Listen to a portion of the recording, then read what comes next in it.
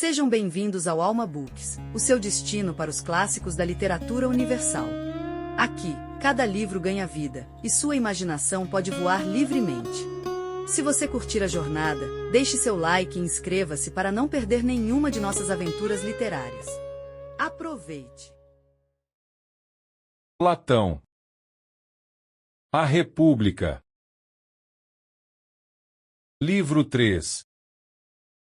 Sócrates. A propósito dos deuses, temos aqui aquilo que, em minha opinião, devem ouvir desde crianças, e aquilo que não devem, aqueles que haverão de honrar as divindades e os pais, e que haverão de ter em grande conta a amizade entre as pessoas. Adimanto, e eu julgo correta a nossa opinião. Sócrates. E para que eles sejam corajosos, por acaso não lhes devemos dizer palavras que façam com que receiem o menos possível a morte? Ou creis que nunca será corajoso alguém que abrigue esse medo dentro de si? Adimanto, não, por Zeus. Sócrates. Creis, então, que aquele que acredita no Hades e em seus horrores não receia a morte e que, em combate, prefere ser derrotado a se tomar escravo? Adimanto, de forma alguma.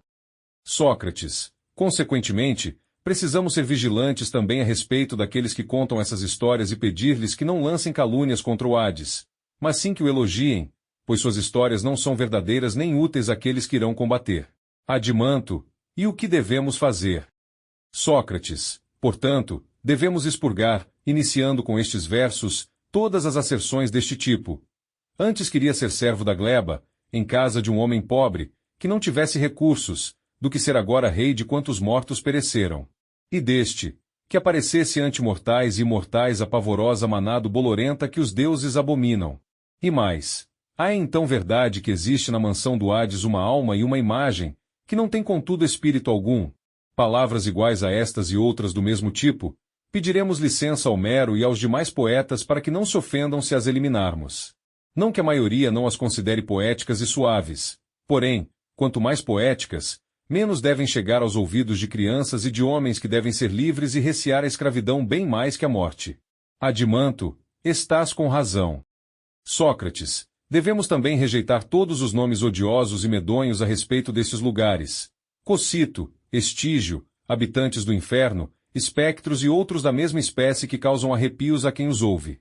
Talvez sejam úteis para outras finalidades, mas nós tememos que os nossos guardiões, por causa de tais arrepios, fiquem com febre e enfraquecidos além da conta.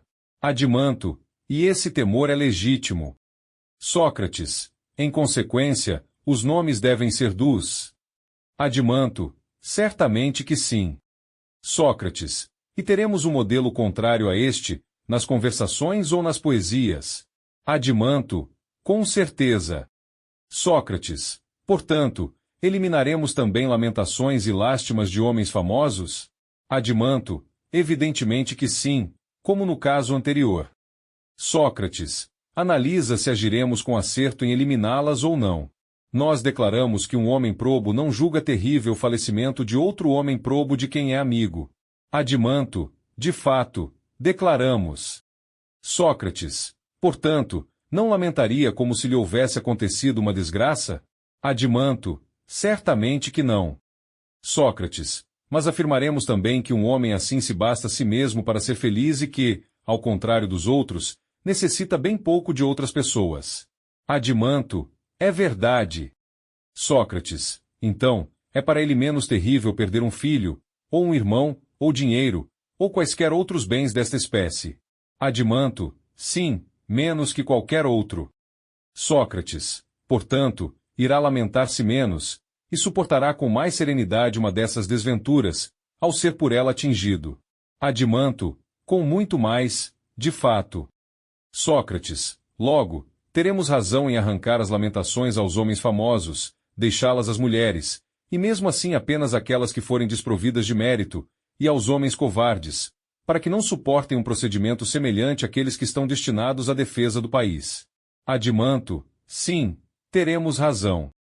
Sócrates. Então, de novo pediremos a Homero e aos outros poetas que não apresentem Aquiles, que era filho de uma deusa, ora deitado de lado, ora de costas, ora de cabeça para baixo. Ou então a levantar-se, agitado, para vaguear ao longo da praia do Pélago estéril, tampouco a erguer com ambas as mãos o pó calcinado e a espalhá-lo pela cabeça, nem a verter lágrimas e a lamentar-se tantas vezes em tais termos, como ele o imaginou, nem Príamo, próximo dos deuses por nascimento, a suplicar e a rolar-se na imundície, e a chamar cada um dos guerreiros pelo seu nome. E, muito mais ainda, pediremos a Homero que não represente os deuses lamentando-se e dizendo: ai de mim! Desgraçada! Ai! Mãe infeliz do mais valente dos homens! E se é desta maneira que falam dos deuses, que ao menos não ousem desfigurar o maior de todos, fazendo dizer: é um guerreiro que eu estimo, que vejo com meus olhos ser perseguido à volta da cidade, e o meu coração geme. E, ai de mim! Que é destino de Sarpédon, o mais caro dos homens, ser derrubado por Patroclo, o filho de Menécio.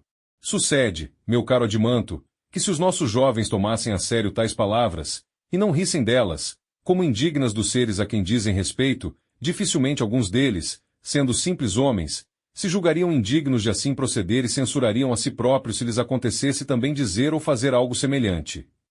Mas, ao menor infortúnio, se abandonariam, sem a mínima vergonha, a queixas e lamentações. Adimanto, o que dizes é a pura verdade.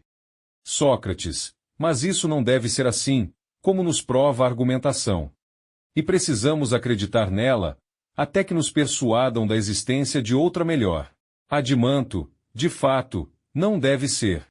Sócrates, em verdade, porém, também não devem ser muito propensos ao riso.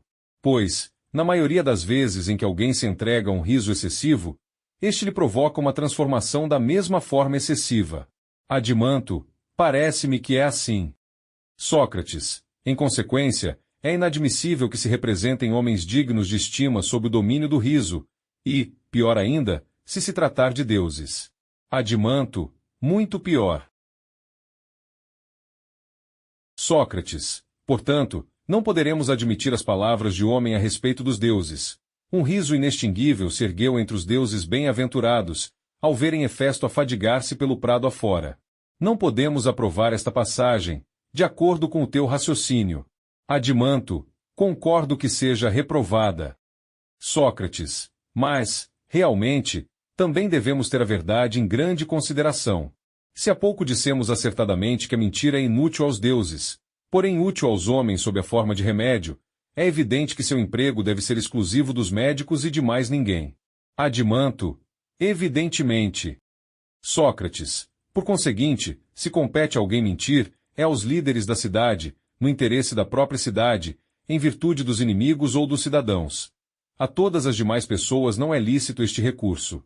Contudo, se um cidadão mentir a seus chefes, afirmaremos que ele comete um erro da mesma natureza, porém maior ainda do que se um doente não contasse a verdade ao médico, ou se um aluno ocultasse ao professor de ginástica seus sofrimentos físicos, ou se um marinheiro não revelasse ao piloto a verdade sobre o estado do navio e da tripulação, omitindo-lhe informações quanto à sua situação e à de seus companheiros. Adimanto, concordo plenamente.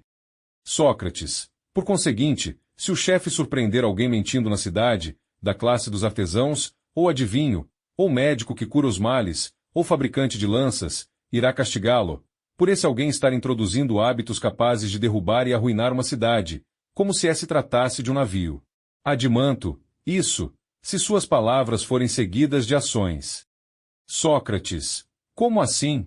Queres dizer que aos nossos jovens não será necessária a temperança? Adimanto, claro que será. Sócrates, para a maioria das pessoas, os pontos básicos da temperança não são obedecer aos chefes e manter o domínio quanto aos prazeres da bebida, do amor e da mesa? Adimanto, julgo que sim. Sócrates, então, aprovaremos as palavras que Homero faz Diomedes proferir. Amigo, cala-te, senta-te, e obedece às minhas ordens, e em outra passagem. Os aqueus avançavam respirando força, mostrando no silêncio temor pelos chefes, e todas as passagens semelhantes. Adimanto, perfeitamente. Sócrates, e agora este verso. O vinho te pesa, tens olhos de cão, coração de servo e os que vêm em seguida? Por acaso são belas as impertinências que os escritores, em prosa ou em versos, disseram aos seus chefes? Adimanto, não possuem nada de belo. Sócrates, em minha opinião, não são coisas apropriadas para estimular os jovens à temperança. Mas não me admiro que lhes proporcionem outro tipo de prazer. Que achas? Adimanto, penso que sim. Sócrates, muito bem. Fazer o mais sensato dos homens dizer que a coisa mais bela do mundo é estar junto de mesas repletas de pão e carnes, e o escansão aurir o vinho das crateras, para o vir deitar nas taças. Parece-te isto adequado para estimular um jovem ao domínio de si mesmo? Ou ainda ouvir que o mais cruel é morrer de fome, cumprindo assim o seu destino o que Zeus, estando acordado, enquanto os outros deuses e homens dormiam, esqueceu-se dos seus desígnios, em virtude do desejo amoroso, ficou tão atordoado à vista de Hera que não quis entrar em seu palácio, mas decidiu unir-se a ela ali mesmo, no chão, afirmando que jamais sentira tal desejo. Nem mesmo na ocasião em que haviam se encontrado pela primeira vez, às escondidas de seus pais? Ou que Ares e Afrodite, por semelhante motivo, foram acorrentados por Hefasto? Adimanto, por Zeus, claro que não me parece adequado. Sócrates, porém, se trata de exemplos de firmeza dados por homens ilustres diante de perigos, devem então ser ouvidos, como quando batendo no peito, censurou seu coração. Resiste, meu coração, que já sofreste bem pior. Adimanto, perfeitamente. Sócrates, também não se deve consentir que os guerreiros recebam presentes, tampouco tenham ambição. Adimanto, de forma alguma. Sócrates, nem convém que se cante na presença deles que os presentes persuadem os deuses, os presentes persuadem os veneráveis reis, nem se deve louvar Fênix, pedagogo de Aquiles, como se ele estivesse dando sábio conselho dizendo-lhe que, caso recebesse presentes dos aqueus, deveria defendê-los, mas, se não recebesse, não deveria renunciar à sua cólera. E nem aceitaremos que Aquiles seja tão ambicioso a ponto de aceitar presentes de Agamenon, e que devolva o cadáver somente depois de receber o resgate. Adimanto, não é correto, de fato, louvar tais atitudes. Sócrates, hesito, em consideração a Homero, em afirmar que é impiedoso atribuir a Aquiles tais sentimentos e dar crédito àqueles que os declaram, especialmente quando se dirige a apoio. Prejudicaste-me, Deus que acertas ao longe, o mais funesto de todos. Bem me vingava eu de ti, se tal poder me fosse dado, e que desobedecesse ao rio, que era um deus, e estivesse propenso a lutar contra ele, e depois, que quisesse oferecer seu cabelo consagrado a outro rio, o esperqueio, ao herói Patroclo, que morrera, e a maneira como fez, são todas atitudes inacreditáveis. E quanto a arrastar Heitor ao redor do túmulo de Patroclo e a imolar os prisioneiros da sua pira, sustentaremos que todas estas histórias são falsas e não permitiremos que os nossos homens acreditem que Aquiles, sendo filho de uma deusa, e de Peieu, que era tão judicioso, e tendo sido educado pelo sapientíssimo Quiron, possuísse um espírito de tal forma desvagado, que abrigasse em seu íntimo dois defeitos contrários um ao outro, uma desmedida ambição e um arrogante desprezo pelos deuses e pelos homens. Adimanto, estás com razão. Sócrates, por conseguinte, não devemos acreditar nem permitir que se diga que Teseu, filho de Poseidon, e Pinto, filho de Zeus, praticaram tão hediondos raptos, nem que outro qualquer filho de Deus e herói tenha cometido os atos horríveis e ímpios de que são acusados. Ao contrário, obriguemos os poetas a dizer que não tiveram tais atitudes ou que não foram os filhos dos deuses, mas que não afirmem ambas as coisas ao mesmo tempo, tampouco que procurem convencer os nossos jovens de que os deuses realizam coisas más, e de que os heróis não são em nada melhores do que os homens. Conforme já dissemos, estas não passam de ideias ímpias e falsas, pois demonstramos que o mal não pode ser oriundo dos deuses. Adimanto, é evidente que não.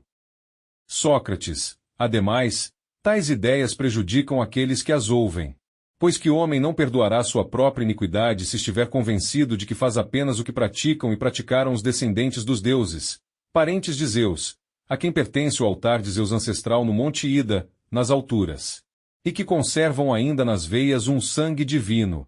Motivos estes que nos induzem a rejeitar semelhantes histórias, por receio de que instiguem nossos jovens a praticar com leviandade as piores ações. Adimanto, com toda a certeza. Sócrates, que outro tipo de ideias devemos examinar, entre as que podemos ou não divulgar? Já analisamos como se deve falar a respeito dos deuses, dos demônios, dos heróis e dos habitantes do Hades. Adimanto, sem dúvida. Sócrates, logo, estaria faltando o que se refere aos homens? Adimanto, precisamente. Sócrates, Mas, meu amigo, é impossível abordarmos esse assunto nas atuais circunstâncias. Adimanto, por quê? Sócrates, por que seríamos obrigados a dizer que os poetas e os prosadores proferem os maiores disparates acerca dos homens, quando afirmam que, em sua maioria, as pessoas más são felizes e as boas, mal-aventuradas? Que a injustiça, quando praticadas escondidas, é útil, que a justiça é um bem para os outros, porém nociva para quem a pratica. Pediríamos que se abstivessem de tais opiniões, e exigiríamos que cantassem em versos e narrassem em prosa exatamente o contrário. Pensas também assim? Adimanto, certamente. Sócrates, então, se reconheces que tenho razão, posso concluir que concordas também a respeito daquilo que há muito procuramos? Adimanto, tua conclusão é perfeita. Sócrates, adiemos, então, a discussão a respeito do que é lícito dizer sobre os homens, até que tenhamos concluído o que é a justiça, se é útil a quem a pratica. Quer este pareça justo, quer não. Adimanto, concordo plenamente. Sócrates, já falamos muito a respeito dos discursos. Falemos agora do estilo, e então teremos analisado completamente tanto os temas quanto as formas. Adimanto, não entendo o que queres dizer. Sócrates, contudo, é necessário que entendas. Explicarei de forma diferente. Tudo o que dizem os poetas e prosadores não se refere a acontecimentos passados, presentes ou futuros. Adimanto, não poderia ser diferente. Sócrates, e para isso não se servem de simples narrativa, por intermédio da imitação, ou por meio de ambas? Adimanto, ainda preciso entender com maior clareza. Sócrates, parece que sou um mestre confuso e obscuro. Sendo assim, tal qual aqueles que são incapazes de se explicar claramente, tentarei demonstrar o que quero dizer não em seu conjunto, mas por partes. Sabes o começo da fitada, quando o poeta relata que Crises pediu a Agamenon que lhe devolvesse a filha, mas este lhe foi hostil, e aquele, não tendo conseguido seu objetivo, invocou a divindade contra os aqueus? Adimanto, sei. Sócrates, então, sabes que até este ponto da epopeia, ele dirigiu súplicas a todos os aqueus, especialmente aos dois Átridas, comandantes dos povos, é o próprio poeta que fala, e ele não tenta fazer-nos crer que aquelas palavras fossem ditas por outra pessoa. Porém, em seguida, fala como se Crises fosse ele mesmo e tenta fazer com que suponhamos que não é Homero que fala, mas o sacerdote, que é um ancião, sacerdote de apoio. E quase todo o restante da narrativa foi feita do mesmo modo, a respeito dos acontecimentos em Troia, em Ítaca e os sofrimentos em toda a Odisseia.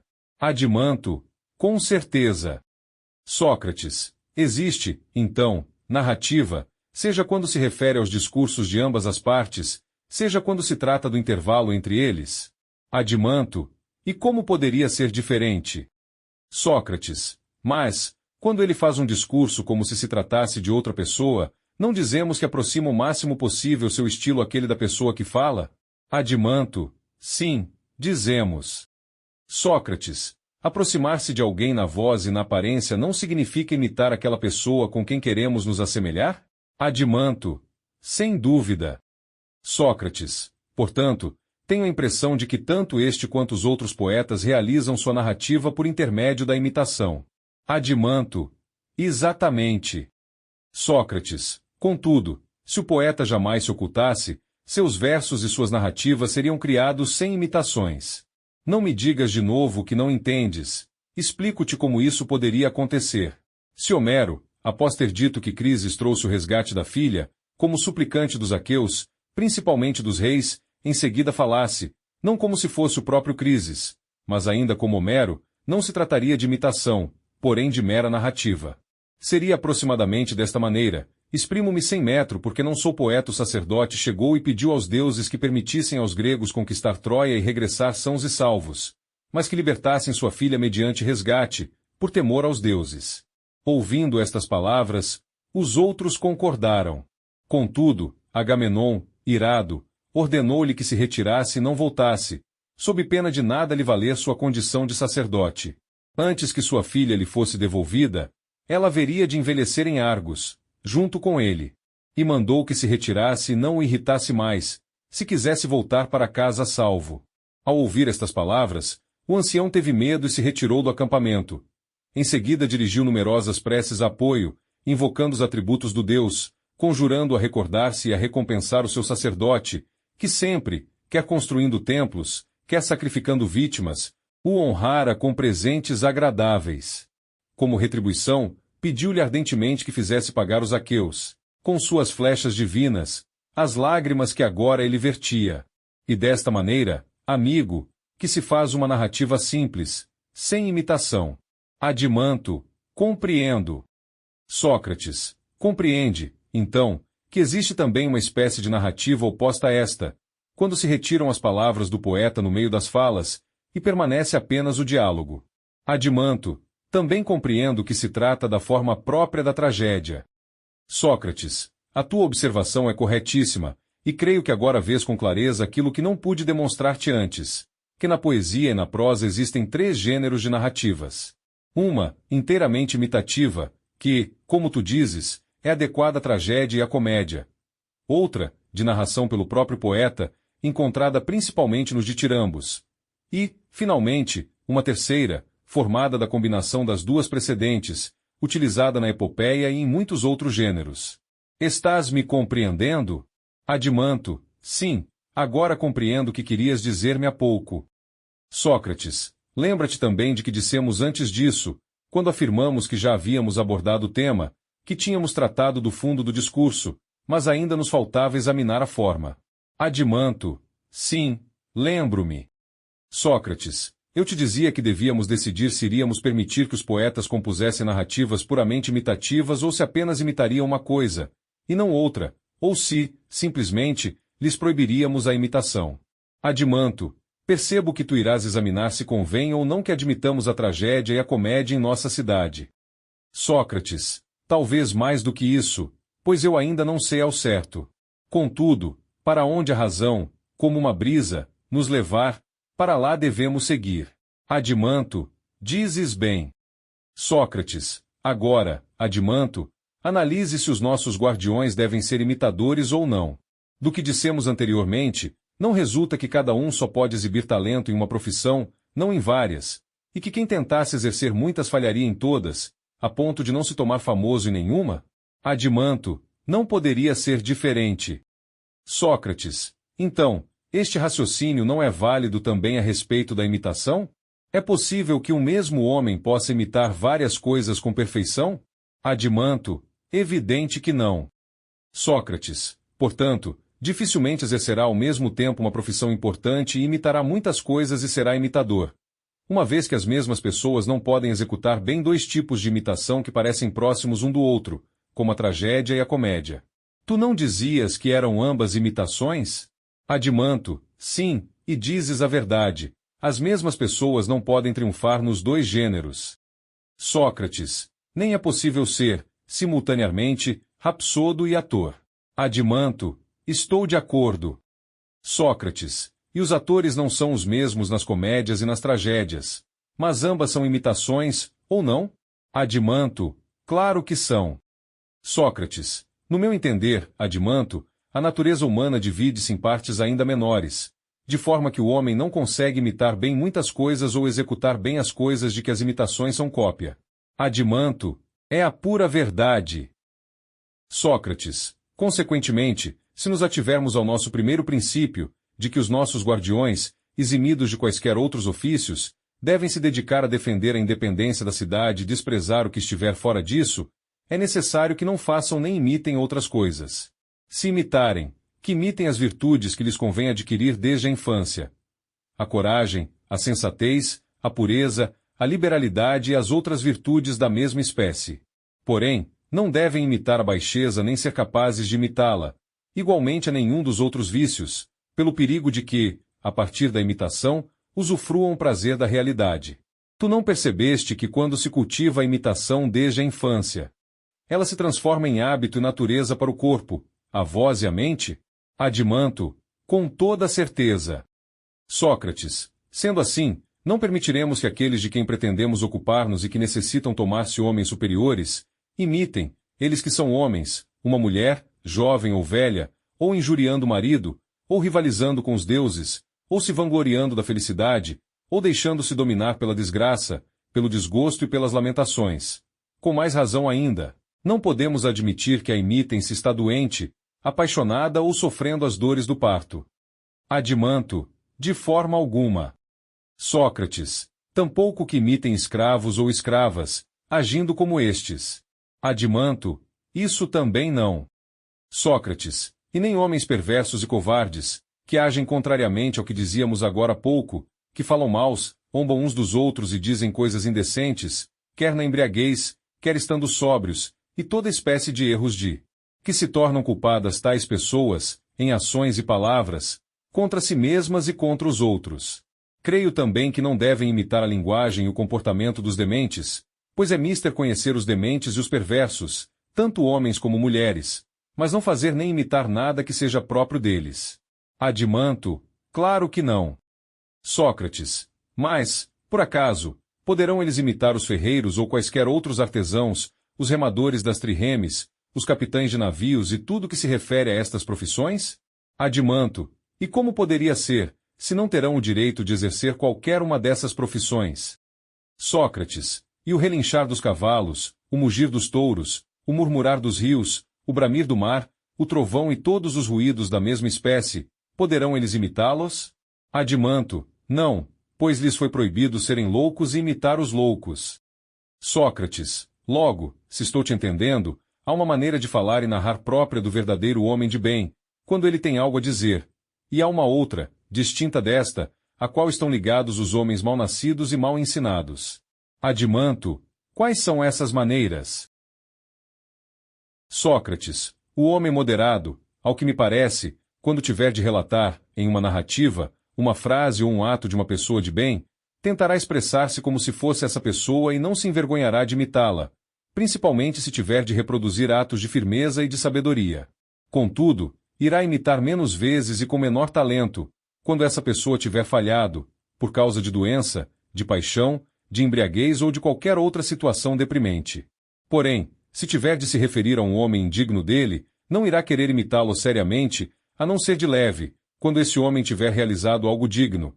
E, ainda assim, sentirá vergonha, ao mesmo tempo porque não possui prática de imitar homens dessa espécie porque lhe repugna modelar-se pelo tipo de pessoas que lhe são inferiores, desprezando-as em seu íntimo e considerando a imitação um mero entretenimento. Adimanto, é natural. Sócrates, por conseguinte, utilizará uma modalidade de narrativa semelhante àquela de que falávamos há pouco, a respeito dos versos de Homero, e o seu estilo participará de ambos os processos, a imitação e a narração simples. Porém, num discurso extenso, só haverá uma pequena parte de imitação. Não achas que tenho razão? Adimanto, tens. É assim que deve ser essa espécie de orador. Sócrates, portanto, o orador que não for dessa espécie, quanto maior for sua mediocridade, imitará tudo e não considerará nada indigno dele, de modo que tentará imitar seriamente, diante de grandes auditórios, aquilo que dizíamos há instantes. Os trovões, o barulho do vento e do granizo, dos eixos de carros, das roldanas, os sons da trombeta, da flauta, de todos os instrumentos e também dos cães, dos carneiros e dos pássaros. Todo o seu discurso será de imitação, com vozes e gestos, e terá pouca narrativa. Adimanto, é forçoso que seja assim. Sócrates, são estas as duas espécies de narração a que eu me referia. Adimanto, de fato, elas existem. Sócrates, portanto, a primeira experimenta pequenas variações, e quando se tiver dado narrativa a harmonia e o ritmo convenientes, será fácil para o orador conservar essa mesma e única harmonia, pois são poucas as mudanças, e um ritmo que, da mesma forma, não se modifica. Adimanto, é assim mesmo como dizes. Sócrates, e a respeito da outra espécie? Ela não necessita o contrário, isto é, de todas as harmonias, de todos os ritmos, para se exprimir de maneira apropriada, pelo fato de comportar todas as formas de variações? Adimanto, certamente que sim. Sócrates, mas todos os poetas, e em geral os que narram, não utilizam uma ou outra destas formas de dicção ou uma mistura de ambas? Adimanto, necessariamente. Sócrates, então, que faremos? Vamos admitir na nossa cidade todas essas formas, uma ou outra das formas puras ou a sua mistura? Adimanto, em minha opinião, Devemos permitir apenas a forma pura que imita o homem de bem.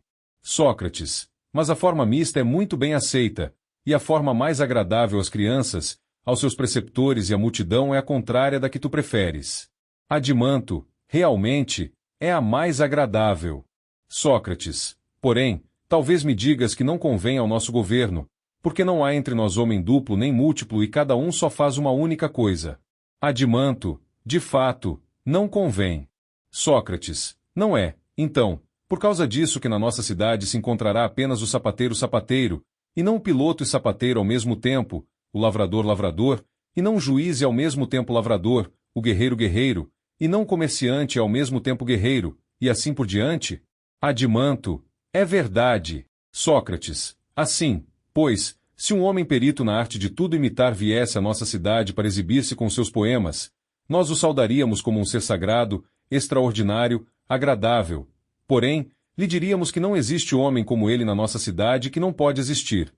Em seguida os mandar para outra cidade, depois de lhe termos derramado mirra na cabeça e o termos coroado com fitas.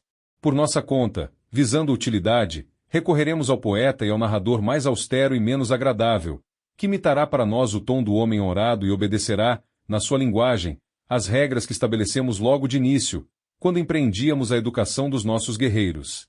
Adimanto, sim, agiremos desse modo, se isso depender de nós.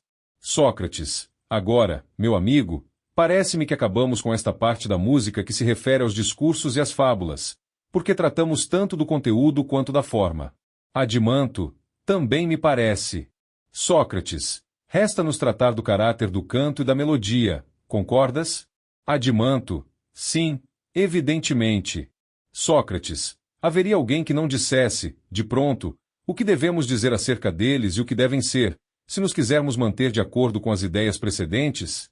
Então, Glauco, sorrindo, disse, por mim, Sócrates, corro o risco de ser a exceção, porque não estou muito em condições de inferir, neste momento, o que devem ser essas coisas. No entanto, suspeito Sócrates, estás ao menos em condições de fazer esta primeira observação, que a melodia se compõe de 3 elementos: as palavras, a harmonia e o ritmo. Glauco, quanto a isso, sim. Sócrates, quanto às palavras, diferem das que não são cantadas? Não devem ser compostas segundo as regras que enunciamos há pouco e de forma semelhante? Glauco, sem dúvida. Sócrates, e a harmonia e o ritmo devem corresponder às palavras? Glauco, sim. Sócrates, já dissemos que não deveriam existir queixas e lamentações nos nossos discursos. Glauco, com efeito, por serem desnecessárias. Sócrates, quais são as harmonias plangentes? Diz-nos, visto que és músico. Glauco, são a lídia mista, a aguda e outras semelhantes. Sócrates, convém, pois, suprimi-las, não é verdade? Porque são inúteis para as mulheres honradas, e com maior razão, para os homens. Glauco, certamente. Sócrates, nada mais inconveniente para os guardiães do que a embriaguez, a moleza e a indolência. Glauco, sem dúvida. Sócrates, quais são harmonias efeminadas usadas nos banquetes? Glauco, a jânica e a lídia que se denominam harmonias laças. Sócrates, de tais harmonias, meu amigo, tu te servirás para formar guerreiros? Glauco, de maneira nenhuma. Receio que não te restem senão a dórica e a frígia. Sócrates, não conheço todas as harmonias, mas deixa-nos aquela que imita os tons e as entonações de um valente empenhado em batalha ou em qualquer outra ação violenta, quando, por infortúnio, corre ao encontro dos ferimentos, da morte ou é atingido por outra infelicidade, e, em todas essas circunstâncias, firme no seu posto e resoluto, repele os ataques do destino. Deixa-nos outra harmonia para imitar o homem empenhado numa ação pacífica, não violenta mas voluntária, que procura persuadir, para obter o que pede, quer um Deus por intermédio de suas preces, quer um homem por intermédio de suas lições e conselhos, ou, ao contrário, solicitado, ensinado, convencido, se submete a outro e, tendo por estes meios sido bem-sucedido, não se enche de orgulho, mas se comporta em todas as circunstâncias com sabedoria e moderação, feliz com o que lhe acontece. Estas 2 harmonias, a violenta e a voluntária, que imitarão com mais beleza as entonações dos infelizes, dos felizes, dos sábios e dos valentes, estas deixa-as ficar. Glauco, as harmonias que me pedes para deixar não são senão aquelas que mencionei há pouco. Sócrates, não precisaremos, pois, para os nossos cantos e as nossas melodias, de instrumentos com muitas cordas, que reproduzem todas as harmonias. Glauco, não, por certo. Sócrates, nem tampouco precisaremos de fabricantes de triângulos, pedis e outros instrumentos de muitas cordas e harmonias. Glauco, não, aparentemente. Sócrates, admitirás em nossa cidade os fabricantes e os tocadores de flauta? Não é este instrumento que pode emitir mais sons, e os instrumentos que reproduzem todas as harmonias não são imitações da flauta? Glauco, é evidente. Sócrates, assim, restam a lira e a citara, úteis à cidade.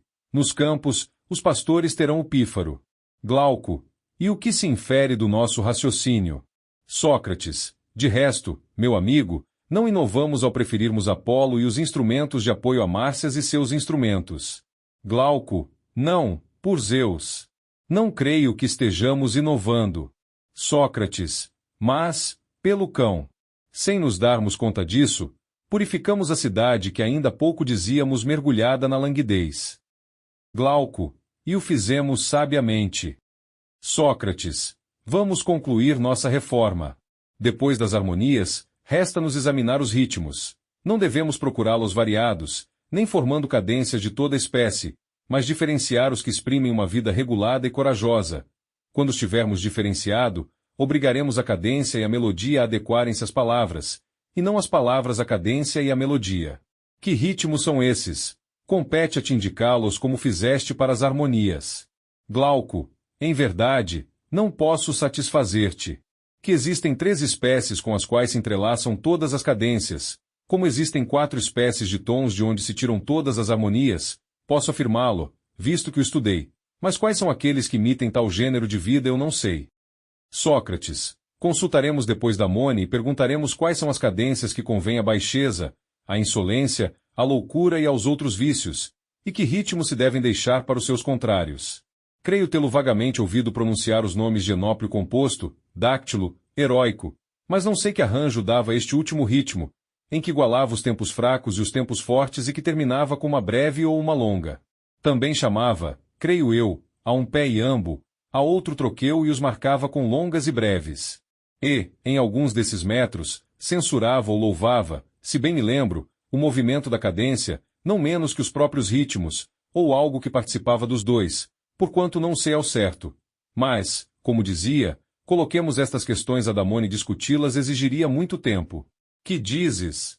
Glauco, penso do mesmo modo. Sócrates, mas, ao menos, poderás convir em que a graça e a falta de graça dependem da perfeição ou da imperfeição do ritmo. Glauco, sem dúvida. Sócrates, mas o bom e o mau ritmo seguem e imitam, um, o bom estilo, o outro, o mau, e o mesmo acontece com a boa e má harmonia, quando o ritmo e a harmonia se harmonizam com as palavras, como dizíamos há pouco, e não as palavras com o ritmo e a harmonia. Glauco, é claro que ambos devem harmonizar-se com as palavras. Sócrates, mas a maneira de dizer e o próprio discurso não dependem do caráter da alma? Glauco, como não? Sócrates, e todo o resto não depende do discurso? Glauco, depende. Sócrates, assim, o bom discurso, a boa harmonia, a graça e a euritmia dependem da simplicidade do caráter, não dessa tolice que denominamos amavelmente simplicidade, mas da simplicidade autêntica de um espírito que alia a bondade à beleza. Glauco, perfeitamente. Sócrates, não devem, pois, os nossos jovens procurarem tudo essas qualidades, se quiserem realizar a tarefa que lhes é própria? Glauco, sim. Sócrates, também a pintura está repleta dessas qualidades, assim como todas as artes da mesma natureza. Está repleta delas a arte do tecelão, do bordador, do arquiteto, do fabricante dos outros objetos, e até a natureza dos corpos e das plantas. Em tudo isto, com efeito, a graça ou feiura. E a feiura, a arritmia, a desarmonia são irmãs da má linguagem e do mau caráter, ao passo que as qualidades opostas são irmãs e imitações do caráter oposto, da sabedoria e da bondade da alma. Glauco, certamente. Sócrates, Mas bastará velar sobre os poetas e obrigá-los a não introduzirem nas suas criações senão a imagem do bom caráter? Não devemos vigiar também os outros artesãos e impedi-los de introduzirem o vício, a incontinência, a baixeza e a feiura na pintura dos seres vivos, na arquitetura ou em qualquer outra arte? E se não puderem conformar-se a esta regra, não devemos proibi-los de trabalhar em nossa casa, com receio de que os nossos guardiães, criados no meio das imagens do vício como numa má pastagem, colham e pastem aí, um pouco cada dia, muita erva daninha e desta maneira reúnam, sem se darem conta, um grande mal na alma? Não devemos, ao contrário, procurar artistas de mérito, capazes de seguirem a natureza do belo e do gracioso, a fim de que os nossos jovens, à semelhança dos habitantes de uma terra sadia, tirem proveito de tudo o que os rodeia. De qualquer lado que chegue aos seus olhos ou ouvidos uma emanação das obras belas, tal como uma brisa transporta a saúde de regiões salubres, e predispondo-os insensivelmente, desde a infância, a imitar e amar o que é reto e razoável, Glauco, seria uma excelente educação. Sócrates, e, de certo, por esta razão, meu caro Glauco, que a educação musical é a parte principal da educação, porque o ritmo e a harmonia têm o grande poder de penetrar na alma e tocá-la fortemente, levando com eles a graça e cortejando-a, quando se foi bem educado. E também porque o jovem a quem é dada como convém sente muito vivamente a imperfeição e a feiura nas obras da arte ou da natureza e experimenta justamente desagrado. Louva as coisas belas, recebe-as alegremente no espírito, para fazer delas o seu alimento, e torna-se assim nobre e bom. Ao contrário, censura justamente as coisas feias, odeia-as logo na infância, antes de estar de posse da razão, e, quando adquire esta, acolhe-a com ternura e reconhece-a como um parente, tanto melhor quanto mais tiver sido preparado para isso pela educação. Glauco, tais são as vantagens que se esperam da educação pela música. Sócrates, quando aprendíamos as letras, só considerávamos que as conhecíamos suficientemente ao nos darmos conta de que os seus elementos, em pequeno número, mas dispersos em todas as palavras, já não nos escapavam e, nem numa palavra curta nem numa comprida, não os desprezávamos, como inúteis de serem notados. Então, ao contrário, esforçávamo-nos por distingui-los, convencidos de que não existia outra maneira de aprender a ler. Glauco, é verdade. Sócrates, e também verdade que não reconheceremos as imagens das letras, refletidas na água ou num espelho, antes de conhecermos as próprias letras, porquanto tudo isto é objeto da mesma arte e do mesmo estudo. Glauco, sem dúvida. Sócrates, assim também, pelos deuses, afirmo que não seremos músicos, nós e os guardiães que pretendemos educar, antes de sabermos reconhecer as formas da moderação, da coragem, da generosidade, da grandeza de alma, das virtudes suas irmãs e dos vícios contrários, onde quer que apareçam dispersos. Antes de descobrirmos a sua presença, onde quer que se encontrem, elas ou as suas imagens, sem desprezarmos nenhuma, nem nas pequenas coisas nem nas grandes, convencidos de que elas são objeto da mesma arte e do mesmo estudo. Glauco, não pode ser de outra forma. Sócrates, e, porventura, não seria o mais belo espetáculo, para quem pudesse contemplar, o homem que reúne ao mesmo tempo boas disposições na sua alma e, no exterior, caracteres que se assemelham e harmonizam com essas disposições, porque participam do mesmo modelo?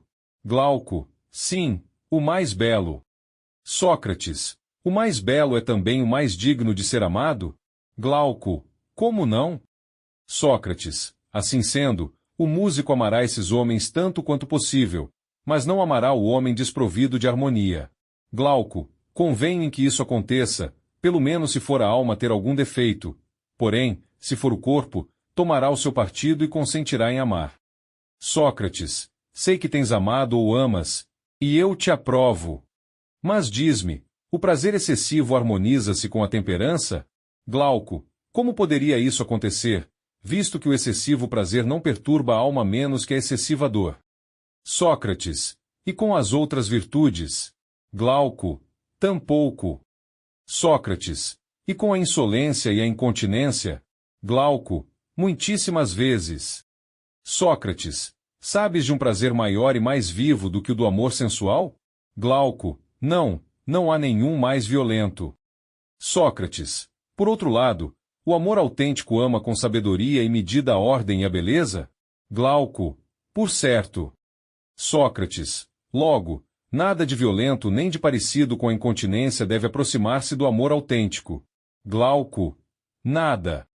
Sócrates. Portanto, a volúpia não se deve aproximar dele, não deve entrar no comércio do amante e da criança que se amam com amor verdadeiro. Glauco. Não, por Zeus, Sócrates, não deve se aproximar. Sócrates. Por isso mesmo, tu decretarias como lei, na cidade cujo plano estamos a traçar, que o amante possa adorar, visitar, abraçar o jovem como se for um filho, objetivando um fim nobre, se conseguir convencê-lo. Mas, quanto ao resto, deve ter com objeto dos seus cuidados relações tais que nunca seja acusado de ir demasiadamente longe, se não quiser incorrer na censura de homens sem educação nem sentimento do belo. Glauco. Sim. Sócrates. Parece-te agora, como a mim parece, que a nossa discussão sobre a música chegou ao fim. Acabou onde devia acabar. Com efeito, a música deve culminar no amor ao belo. Glauco. Sou da mesma opinião. Sócrates. Depois da música, é pela ginástica que é preciso educar os jovens. Glauco. Sem dúvida. Sócrates. É preciso que por ela se exercitem desde a infância e ao longo da vida. Eis a minha ideia a este respeito. Analisa-a comigo. Para mim, não é o corpo, por muito bem constituído que seja, que, por virtude própria, toma pura alma. Boa, mas, ao contrário, é a alma que, quando é boa, dá ao corpo, pela sua própria virtude, toda a perfeição de que ele é capaz. Que te parece? Glauco. O mesmo que te parece. Sócrates. Se, depois de termos dado à alma todo o cuidado necessário, lhe confiássemos a tarefa de precisar o que se refere ao corpo, limitando-nos a indicar os modelos gerais, a fim de evitarmos longos discursos, não faríamos bem? Glauco. Certamente. Sócrates. Proibiremos a embriaguez aos nossos guerreiros, porque a um defensor da cidade, mais do que a qualquer outro, não é possível, estando embriagado, exercer seu mistério. Glauco. Seria ridículo que um guerreiro tivesse necessidade de ser defendido. Sócrates. E que diremos a respeito da alimentação? Os nossos homens são os atletas da maior das disputas, não é assim? Glauco. Sim. Sócrates. É adequado para eles o regime dos atletas comuns? Glauco. Talvez. Sócrates. Mas é um regime que dá demasiada margem ao sono e expõe a saúde a muitos perigos. Não vês que esses atletas passam a vida a dormir e que, sempre que se afastam um pouco do regime que lhes foi prescrito, contraem graves doenças? Glauco. Sim. Sócrates. E necessário um regime mais apurado para os nossos atletas guerreiros, para que se mantenham, como os cães, sempre alerta, vejam e ouçam com a maior acuidade, embora mudando frequentemente de bebida e comida, conservem uma excelente saúde. Glauco. Sou da mesma opinião. Sócrates. Pois a melhor ginástica não é irmã da música simples de que falávamos há pouco? Glauco.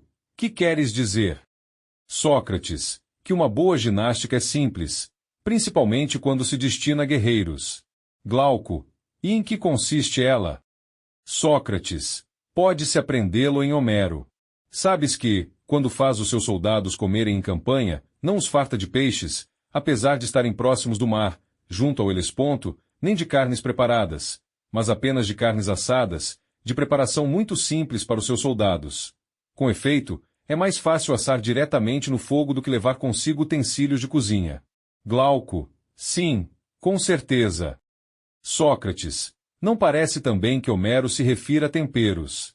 Os outros atletas não sabem que para se manter em boa forma devem evitar tudo isso? Glauco. Sabem e evitam. Sócrates. Se consideras os nossos preceitos acertados, com certeza não aprovas a mesa siracusana e os variados pratos da Sicília. Glauco. Não. Sócrates. Também não aprovarás que homens que devem manter-se em boa forma tenham por amante uma jovem de Corinto? Glauco. Não, por certo. Sócrates. Nem que se entreguem às famosas delícias da pastelaria ática? Glauco. Sim.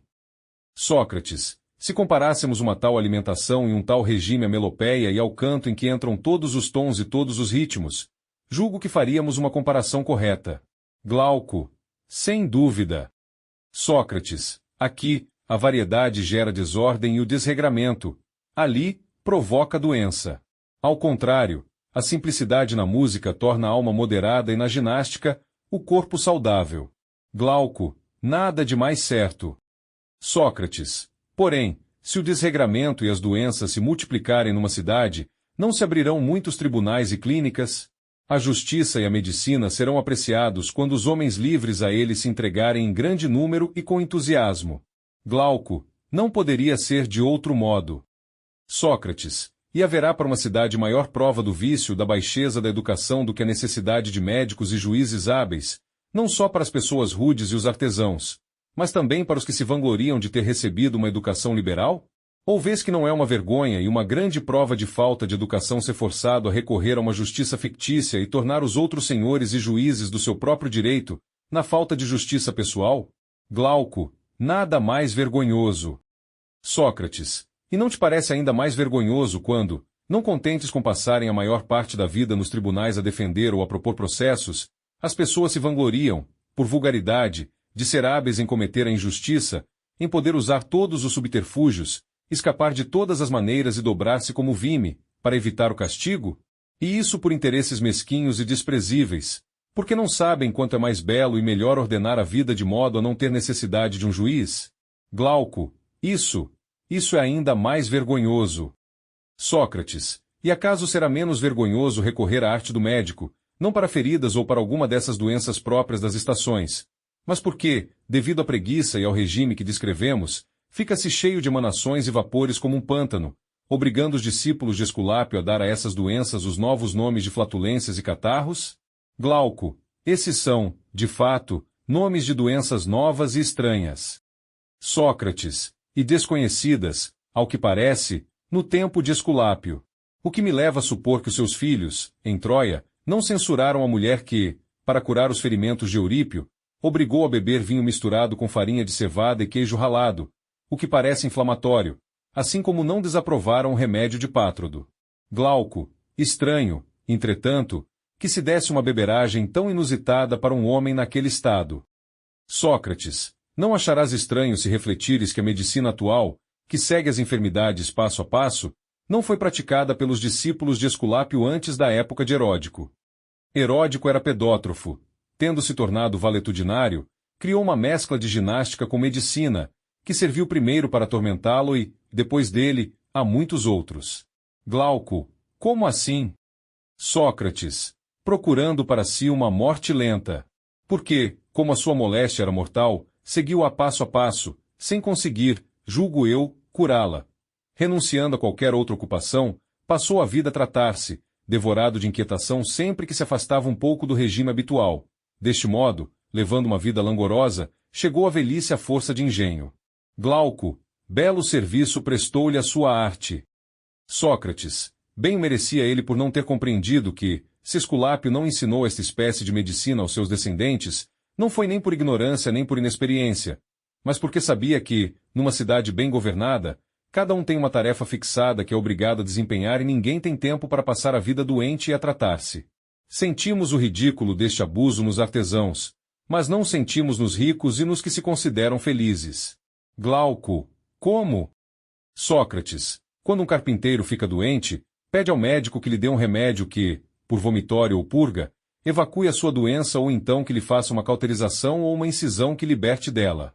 Mas, se alguém lhe prescrever um longo regime, com ligaduras em volta da cabeça e o que se segue, diz logo que não tem tempo para estar doente, que não vê nenhuma vantagem em viver assim, ocupando-se unicamente da sua doença e desprezando o trabalho que tem diante de si. Em seguida, manda embora o médico e, retomando o regime habitual, recupera a saúde e vive exercendo seu ofício. Ou então, se o seu corpo não resiste à enfermidade, vem a morte libertá-lo. Glauco, e essa medicina que parece convir a tal homem? Sócrates, não é porque tem um ofício e, se não exercer, não encontra nenhuma vantagem em viver. Glauco, evidentemente. Sócrates, ao passo que o rico, conforme dizemos, não tem trabalho de que não possa abster-se sem que a vida lhe seja insuportável. Glauco, assim é, de fato. Sócrates, não conheces a máxima de Focílides? Deve-se praticar a virtude quando se tem com que viver? Glauco, penso que também se deve praticá-la mesmo antes de ter com que viver. Sócrates, não discutimos a verdade desta máxima, Mas vejamos por nós mesmos se o rico deve praticar a virtude e se lhe é impossível viver sem ela ou se a mania de alimentar as doenças, que impede o carpinteiro e os outros artesãos de se entregarem ao seu ofício, não impede também o rico de cumprir o preceito de Focílides. Glauco, não há dúvida de que o impede, por Zeus. E nada talvez o impeça tanto como esse cuidado excessivo do corpo, que vai além do que admite a ginástica. Com efeito, é incômodo nos assuntos domésticos, nas expedições militares e nos empregos sedentários da cidade. Sócrates. Mas o seu principal inconveniente está em tornar difícil qualquer estudo, qualquer reflexão ou meditação. Com efeito, temem-se sempre dores de cabeça e vertigens, que se imputam à filosofia. Assim, esse cuidado, onde quer que se encontre, entrava o exercício e a provação da virtude, porque faz que as pessoas continuem a julgar que estão doentes e não cessem de queixar-se da sua saúde. Glauco. Isso é muito comum. Sócrates. Esculápio sabia e foi para os homens que têm, pela natureza e o regime que seguem, uma boa constituição, mas sofrem de uma doença localizada, que ele inventou a medicina. Libertou-os das doenças mediante remédios e indicações, ordenando-lhes ao mesmo tempo que não mudassem em nada o seu regime habitual, a fim de não prejudicarem os negócios da cidade.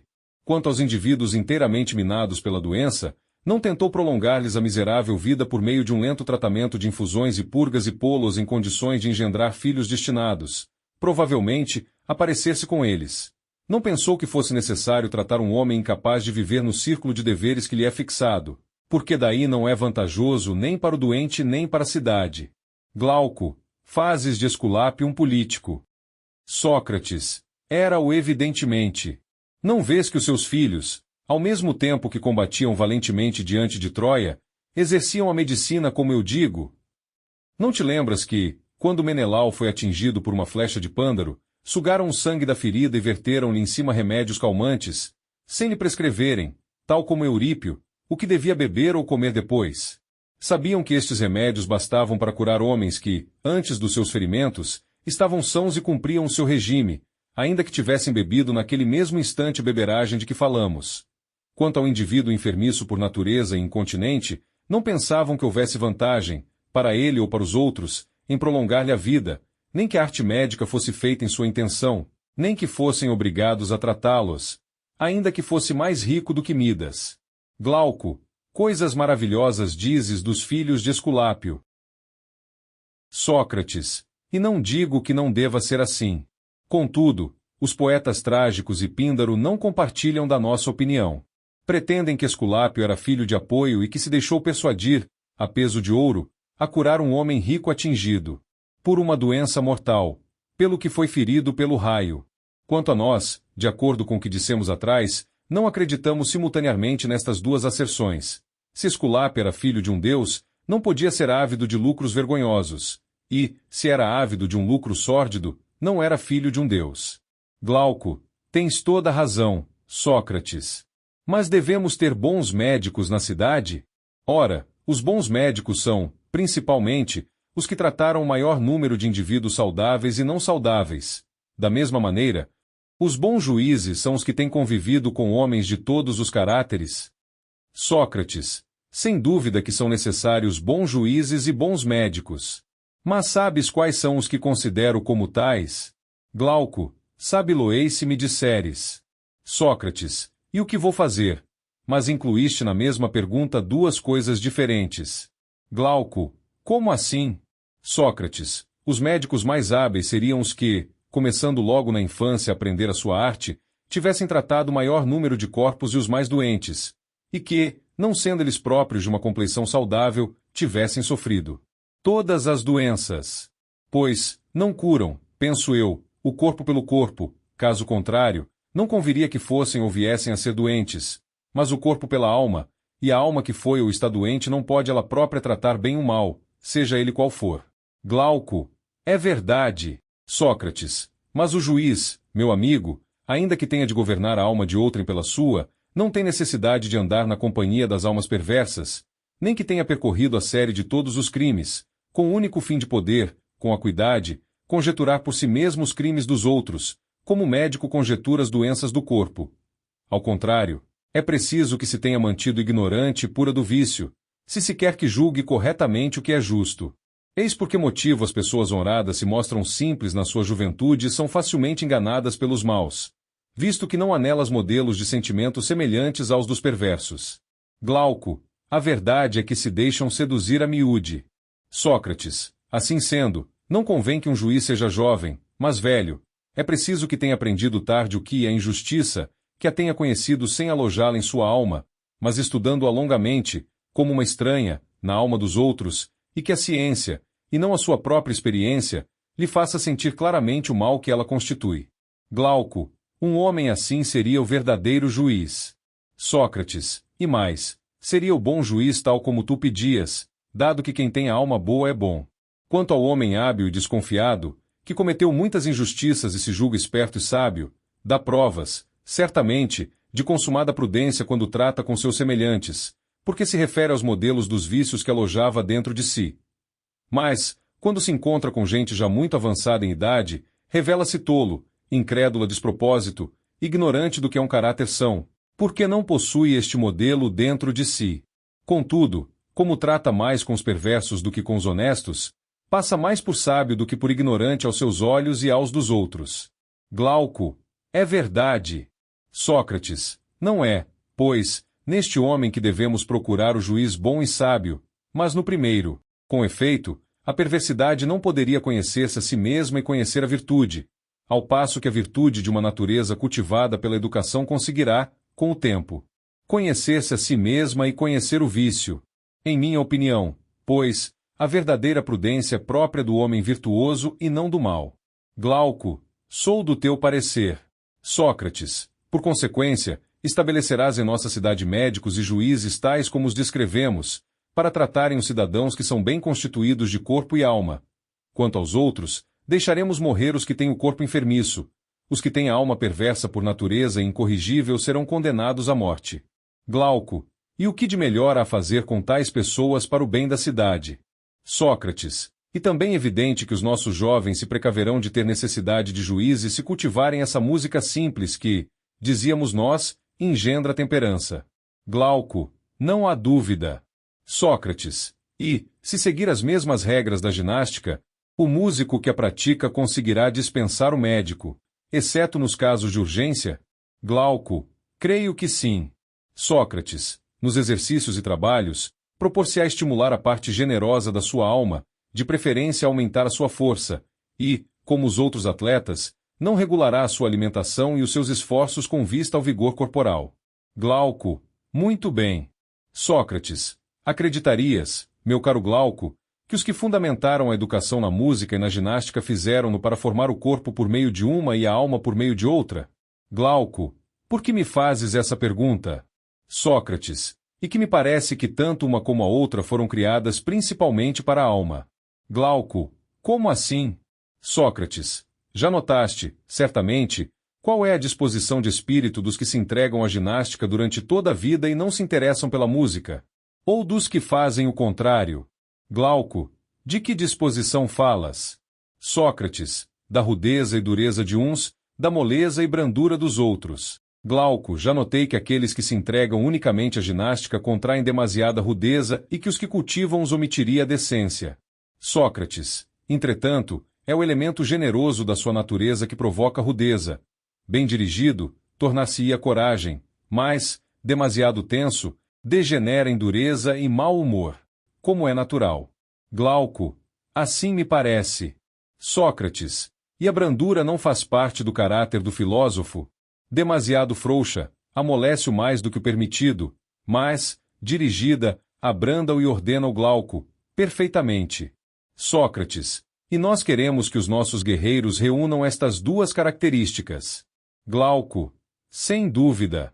Sócrates, não devemos, então, colocá-las em harmonia uma com a outra?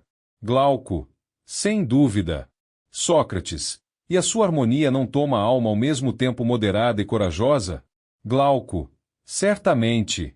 Sócrates, ao passo que a sua desarmonia a torna covarde e grosseira? Glauco, sim. Sócrates, logo, quando um homem permite que a música o encante com o som da flauta e lhe derrame na alma, pelos ouvidos, essas harmonias suaves, moles e plangentes de que falávamos há pouco, passa a vida distraído, exultante de alegria pela beleza do canto. Em primeiro lugar, suaviza o elemento irascível da sua alma, como o fogo amolece o ferro e o torna útil, de inútil e dum que era antes. Mas, se continua a entregar-se ao encantamento, a sua coragem não tarda a dissolver-se e a fundir-se, até se reduzir a nada, até ser extraída, como um nervo, da sua alma, tornando um guerreiro sem vigor. Glauco, tens razão. Sócrates, e, se recebeu da natureza uma alma débil e frouxa, este resultado não se faz esperar. Mas se, ao contrário, nasceu ardente, o seu coração enfraquece-se, torna-se impressionável e predisposto a irritar-se e acalmar-se. Em vez de corajoso, ei-lo irritável, colérico e cheio de mau humor. Sócrates, porém, e se este homem se entrega inteiramente à ginástica e à boa mesa, sem se importar com a música e a filosofia? Em primeiro lugar, o sentimento das suas forças não o enche de orgulho e coragem e não se toma mais intrépido do que era? Glauco, não há dúvida. Sócrates, mas, se não fizer outra coisa e não mantiver contato com a musa, ainda que tivesse na alma um certo desejo de aprender, como não participa em nenhuma ciência, em nenhuma pesquisa, em nenhuma discussão nem em nenhum exercício da música, esse desejo torna-se fraco, surdo e cego, não é despertado, nem cultivado, nem liberto dos grilhões das sensações. Glauco, assim é Sócrates, ei-lo já feito inimigo da razão e das musas, já não se serve do discurso para persuadir.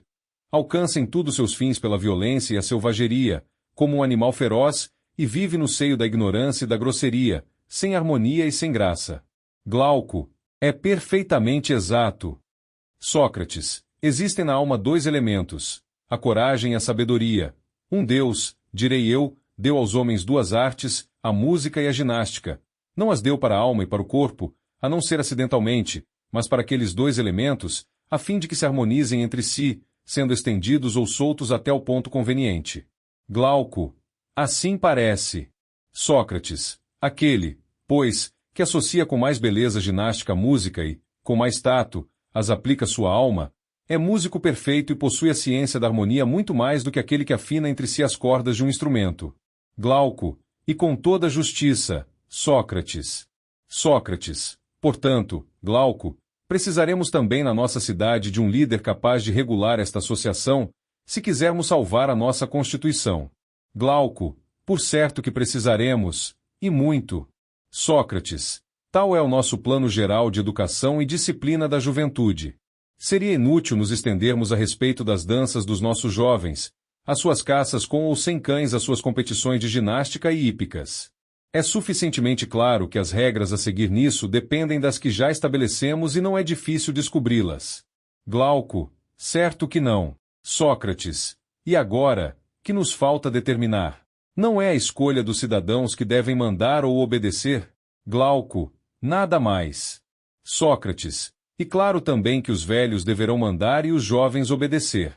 Glauco, evidentemente. Sócrates, é claro também que entre os velhos devemos escolher os melhores. Glauco, certamente. Sócrates, quais são os melhores lavradores, senão os que mais entendem de agricultura?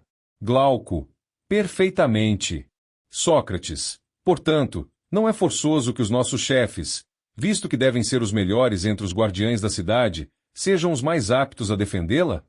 Glauco, sim. Sócrates, para tanto, não se exige inteligência, autoridade e dedicação à coisa pública? Glauco, com certeza. Sócrates, mas, em geral, cada qual não é dedicado àquilo que ama? Glauco, sim. Sócrates, ora, um homem ama principalmente aquilo que julga ser do seu interesse, cujo êxito ou fracasso considera como seus. Glauco, é verdade. Sócrates, escolhamos, pois, entre os guardas os que, após um exame, nos parecerem que poderão fazer, durante toda a sua vida e com toda boa vontade, o que considerarem proveitoso à cidade, sem nunca consentirem em agir em detrimento do Estado.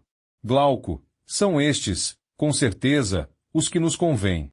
Sócrates, sou da opinião que é preciso observá-los em todas as idades, para ver se mantêm fiéis a esta máxima e se, fascinados ou constrangidos, não abandonam nem esquecem a opinião que lhes impõe que trabalhem para o maior bem da cidade. Glauco, que entendes por isto? Sócrates, vou explicar-te. Creio que uma opinião sai do espírito voluntária ou involuntariamente. Sai voluntariamente a opinião falsa, quando se é iludido, involuntariamente toda a opinião verdadeira. Glauco, quanto à saída voluntária, compreendo. Mas, quanto à involuntária, preciso de explicações. Sócrates, mas não percebes que os homens são involuntariamente privados dos bens e voluntariamente dos males? Ora, iludir-se quanto à verdade não é um mal, firmar-se na verdade não será um bem? Glauco, tens razão. Creio que é involuntariamente que se é privado da opinião verdadeira. Sócrates, por isso mesmo, só se é privado dela por roubo, alucinação ou violência. Glauco, mas ainda não te entendo. Sócrates, digo que se é roubado quando se é dissuadido ou se esquece, porque o tempo, num caso, e a razão, no outro, nos furtam a opinião sem que nos demos conta. Compreendes agora? Glauco, compreendo. Sócrates, afirmo que se é vítima quando o desgosto ou a dor forçam a mudança de opinião. Glauco, também compreendo isso e é exato. Sócrates, portanto, acredito que se fica iludido quando se muda de opinião sob o encanto do prazer ou a opressão do medo. Glauco, de fato, tudo que nos engana parece seduzir-nos. Sócrates, a nós, pois, cumpre procurar os guardas mais fiéis à máxima que prescreve que trabalhemos no que consideramos o maior bem da cidade. E preciso treiná-los desde a infância, lançando-os nas ações em que se pode esquecê-la e ser enganado. Depois escolheremos aqueles que se lembram dela, que são difíceis de seduzir, e excluiremos os outros. Não é assim? Glauco, sim, por certo. Sócrates, e também é preciso impor-lhes trabalhos, dores, combates, para que tenhamos certeza da sua constância. Glauco, é verdade.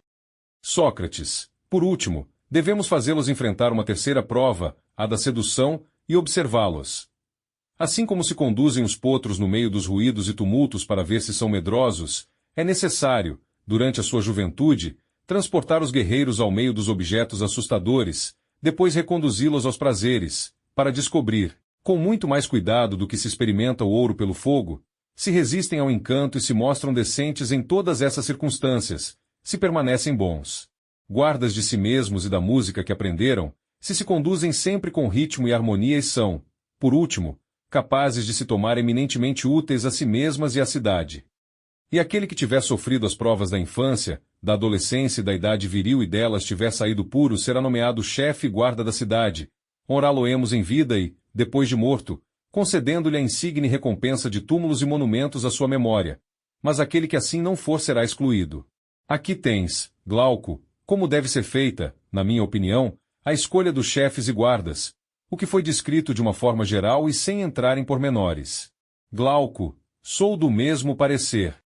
Sócrates, portanto, para sermos tão precisos quanto possível, não convirá chamar, por um lado, guardas perfeitos aos que velam pelos inimigos de fora e os falsos amigos de dentro, a fim de tirarem a estes o desejo, àqueles o poder de fazer mal, e dar, por outro lado, aos jovens a que há pouco chamávamos guardas o nome de auxiliares e defensores da ideia dos chefes? Glauco, também assim penso. Sócrates, de que arte nos valeremos agora para fazer acreditar numa nobre mentira, uma daquelas que qualificamos de necessárias, principalmente aos chefes, ou pelo menos, aos outros cidadãos? Glauco, que mentira! Sócrates, não é nenhuma novidade e teve início na Fenícia. Refere-se a algo que já se passou em muitos lugares, como dizem os poetas e fizeram acreditar, mas que não aconteceu nos nossos dias, que talvez nunca venha a acontecer e que exige muita eloquência persuasiva. Glauco, parece que hesitas em falar. Sócrates, quando eu tiver falado, compreenderás que tenho motivos para hesitar. Glauco, mas fala sem temor. Sócrates, vou fazê-lo, apesar de não saber que audácia e que expressão usarei para isso. Começarei por tentar convencer os chefes e os soldados, em seguida os outros cidadãos, de que tudo o que lhes ensinamos, educando-os e instruindo-os, tudo aquilo de que julgamos ter o conhecimento e a experiência, não passava, por assim dizer, de sonho. Que, na realidade, eram então formados e criados no seio da terra, eles, as suas armas e tudo o que lhes pertence. Que, depois de os ter formado inteiramente, a terra, a sua mãe, lhes deu a luz. Que, por isso, devem considerar a região que Habitam como a sua mãe ama, defendê-la contra quem atacar e tratar os outros cidadãos como irmãos, filhos da terra como eles. Glauco, não era sem razão que hesitavas em dizer tal mentira. Sócrates, concordo contigo que eu tinha muitos bons motivos, mas ouve o resto da fábula. Na cidade sois todos irmãos, dir-lhe-emos, prosseguindo nesta ficção. Mas o Deus que vos formou misturou ouro na composição daqueles de entre vós que são capazes de comandar, por isso são os mais preciosos. Misturou prata na composição dos auxiliares, ferro e bronze na dos lavradores e na dos outros artesãos. Em geral procriareis filhos semelhantes a vós. Mas, visto que sois todos parentes, pode suceder que do ouro nasça um rebento de prata, da prata um rebento de ouro e que as mesmas transmutações se produzam entre os outros metais.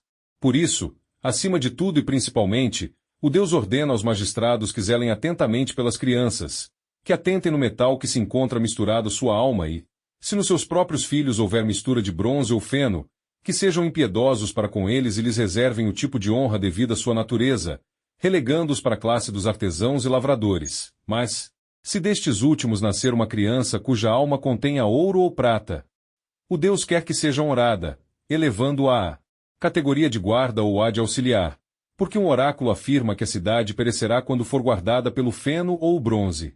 Conheces algum meio de persuadi-los da verdade desta fábula? Glauco, nenhum para persuadir a geração de que falas, mas poder-se-á persuadir os seus filhos, os seus descendentes e as gerações futuras. Sócrates, e isso servirá para lhes inspirar ainda maior dedicação à pátria e aos seus concidadãos, dado que julgo compreender o que queres dizer. Portanto, a nossa invenção seguirá o caminho que a fama lhe indicar. Quanto a nós, armemos estes filhos da terra e façamos avançar sob o comando dos seus líderes. Que se aproximem e escolham o ponto da cidade mais favorável para acampar, aquele em que estarão mais aptos a conter os cidadãos do interior, se houver alguns que recusem obedecer às leis, e repelir os ataques do exterior, se o inimigo, como lobo, vier precipitar-se sobre o rebanho. Depois de terem erguido o acampamento e sacrificado a quem devem, que montem as tendas. Não é assim? Glauco, sem dúvida. Sócrates, de tal maneira que possam protegê-los do frio e do calor? Glauco, sim, se falas, como creio, das suas habitações. Sócrates, sim, mas de habitações de soldados, e não de homens de negócios. Glauco, que diferença fazes entre umas e outras? Sócrates, é o que vou explicar-te. A coisa mais terrível e vergonhosa que os pastores podem fazer é treinar, para os ajudarem a cuidar do rebanho, cães que a intemperança, a fome ou qualquer hábito vicioso levariam a fazer mal aos carneiros, e a se tornarem iguais aos lobos dos quais os deveriam proteger. Glauco, nada mais terrível. Sócrates, não devemos tomar todos os cuidados possíveis para que os nossos auxiliares não se comportem deste modo com cidadãos, dado que são mais fortes do que eles, e não se tomem iguais aos senhores selvagens, em vez de permanecerem aliados protetores e defensores? Glauco, e essencial prevenir esses fatos. Sócrates, e o melhor dos cuidados não consiste em dar-lhes uma boa educação?